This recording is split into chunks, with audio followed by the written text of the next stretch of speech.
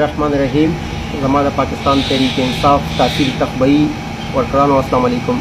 څنګه چې تاسو ته پته ده په سویډن کې د قرآن شریف ډېر حرمتي شوې ده، په هغه سلسله کې قائد چیرمین پاکستان تحریک انصاف عمران خان یو پرامن پروټیسټ اعلان کړی دی چې موږ دنیا ته وښیو چې مسلمانان یو دي او هغه یو اواز دي او پاکستاني قوم انټرنیشنل ورلډ ته وښیي چې موږ په یو صورت هم د قرآن شریف او د خپل دین په بېعزتۍ په حوالې سره بالکل کمپرومایز کولو ته تیار نه یو. په دغه سلسله کې د عمران خان د هدایاتو مطابق په سلسله کې سبا 2 بجې به په ټکر چوک کې انشاءالله یو بھرپور پرامن مظاهره کېږي.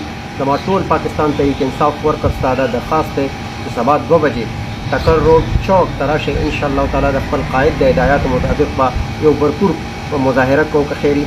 په دغې نه علاوه د پاکستان تحریک انصاف د ورکر نه علاوه زما ټول محنتکش وروڼو ته، ټولو تاجرانو ته، ټولو پروفیشنلز ته، لایرز ته، تاجرز ته، څونه چې زموږ برادري ده ټول ته زما دعوت دی چې سبا 2 بجې به انشاءالله تعالی د پاکستان تحریک انصاف زیر نگراني به یو پرامن مظاهره کوو په ټکر چوک کې. تاسو ټول راشئ انشاءالله تعالی. موږ به انټرنیشنل ورلډ ته ښیو چې د عمران خان په قیادت کې پاکستان تحریک انصاف او ټول پاکستان قوم یو دی او هغوی ته به خپل اواز رسو چې موږ چېرته هم د قرآن شریف او د خپل دین باندې کمپرومایز کولو ته تیار نه یو. خپل ایماني جذبه به انشاءالله سبا ښیو.